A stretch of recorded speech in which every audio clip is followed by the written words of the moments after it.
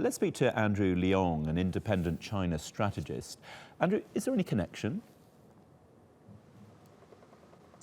Well, I think that this kind of murder has very little to do with Malaysia. It just happened to have taken place in Malaysia, but it's more to do with the internal politics in North Korea, as well as the internal politics of China. Don't forget the murder victim lived a long time in Macau and some relatives in Shanghai, and obviously he was under some sort of Chinese protection.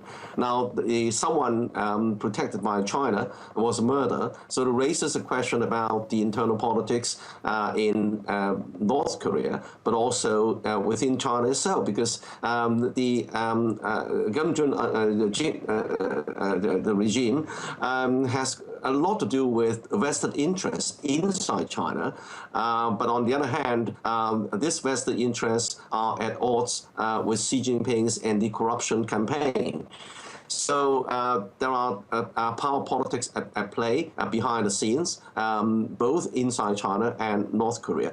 But if you look at the relationship of China with North Korea, it transcends internal politics because the instability of North Korea could impact on China, because what China doesn't want is the huge masses of people fleeing a collapsing North Korea. And secondly, on the other side of the coin, is that China doesn't want nuclearization in the Korean Peninsula, not just for the Korean Peninsula, because it would impact on Japan wanting to have nuclear weapons. And if Japan has nuclear weapons, the whole geopolitics in the region would change.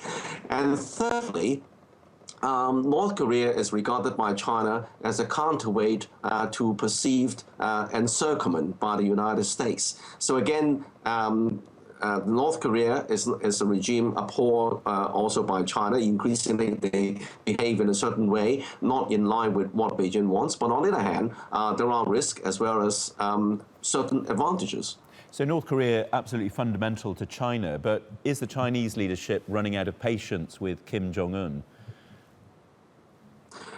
In a way, Beijing is a little bit, is more than annoyed. At certain times when North Korea tested nuclear weapons without even informing Beijing, as in the past, even though Beijing, of course, supplies North Korea not only with fuel like coal, but also with a lot of daily commodities.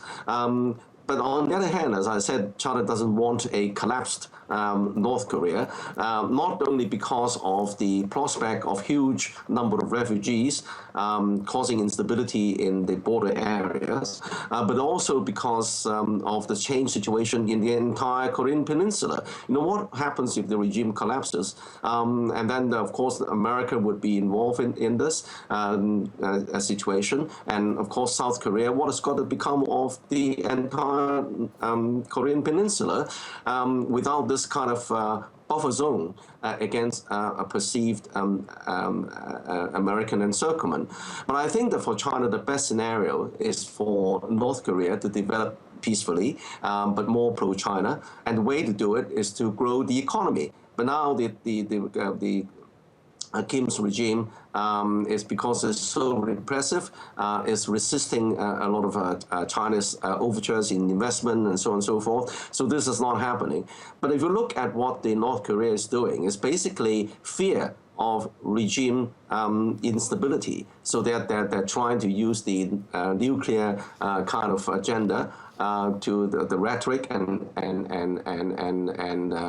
as a kind of self-defense. So if the possibility exists for both China and America and South Korea to broker a peace treaty with North Korea on the condition that North Korea by stages gives up its nuclear weapons, subject to very strict monitoring, and of course that the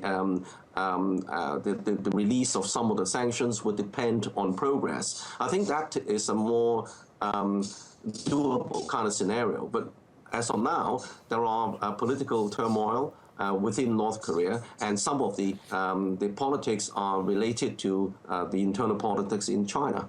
Andrew Leung, thank you very much for joining us from Hong Kong.